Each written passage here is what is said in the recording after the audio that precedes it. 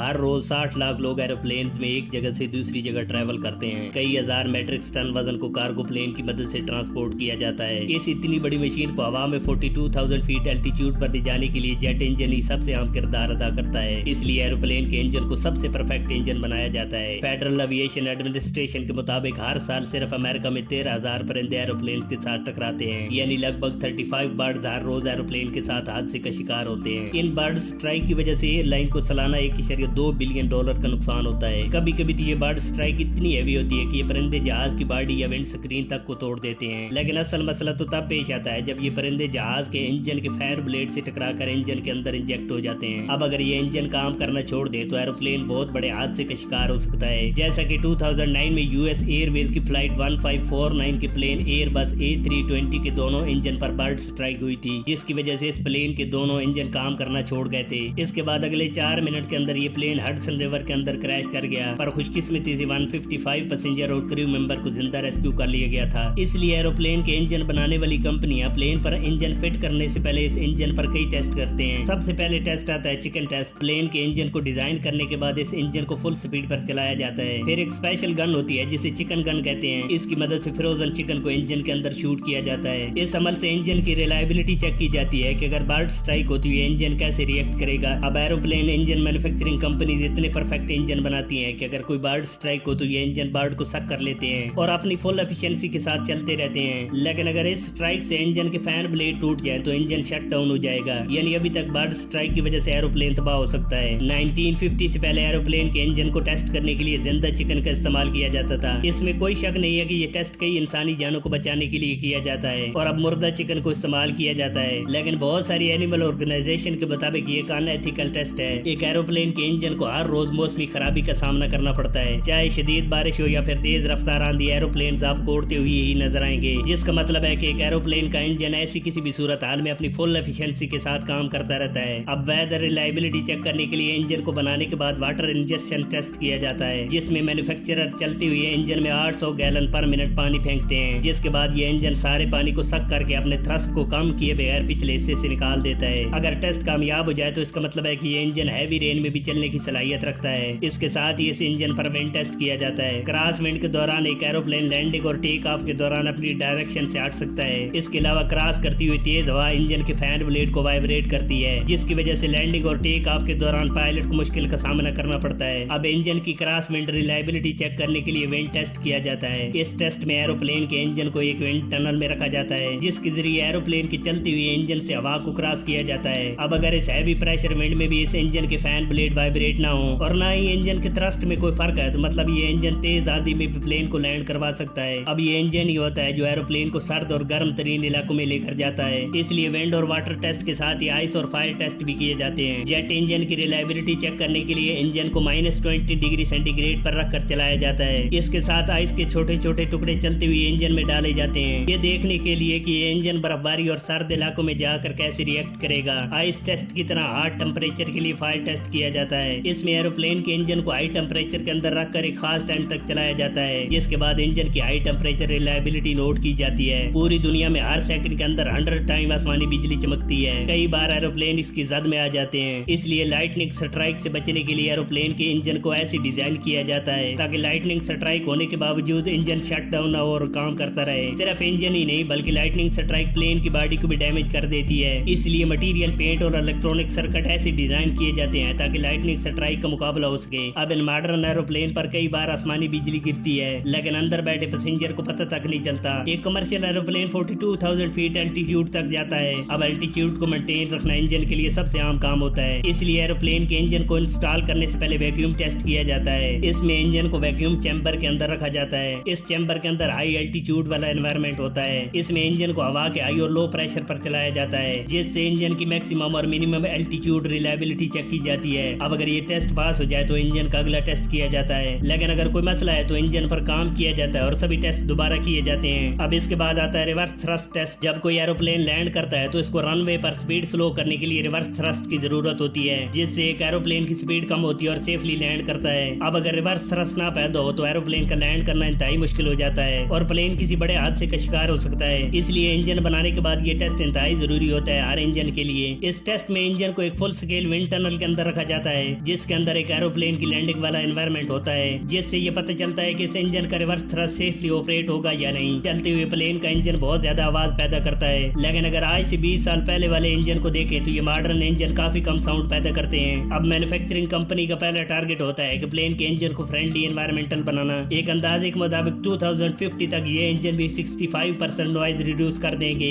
अब भी अगर एक इंजन को बिल्डिंग के अंदर रखकर फुल स्पीड पर चलाया जाए तो नॉइज लेवल 140 डेसिबल होगा, जो हर इंसान के लिए पेनफुल होता है। लेकिन अगर यही इंजन बाहर चलाया जाए तो नॉइज लेवल 60 डेसिबल होता है, जो कि एनवायरमेंटल रिक्वायरमेंट्स हैं। इसलिए नॉइज टेस्ट भी प्लेन के इंजन के लिए बहुत जरूरी होता है। इसके लिए इंजन को आउटडोर रखकर चलाया जाता है और इसके करीब माइक्रोफोन लगाए जाते हैं, जिनसे इस इंजन के साउंड लेवल को मेजर किया जाता है। इस टेस्ट के दौरान इंजन को लो और मैक्सिमम पावर पर चलाया जाता है साउंड लेवल नोट करने के लिए। ये सब टेस्ट पास करने के बाद इंजन को फाइनल टेस्ट के लिए लाया जाता है, यानी स्काई टेस्ट, जिसके अंदर टेस्ट बेड का इस्तेमाल किया जाता है। इसमें इस इंजन को टेस्ट प्लेन के ऊपर फिट करके आसमान में उड़ाया जाता है और इंजन की पूरी ऑपरेशन रिलायबिलिटी चेक की जाती है। इस टेस्ट के पास होने के बाद इंजन को सेफ्टी सर्टिफिकेट दिया जाता है। सेफ्टी सर्टिफिकेट मिलने के बाद इंजन को एरोप्लेन के ऊपर फिट कर दिया जाता है, जिसके अंदर आप कहीं भी सफर कर सकते हैं। आज के लिए इतना ही, मिलते हैं अगली इंटरेस्टिंग वीडियो में, तब तक अपना ख्याल रखिए।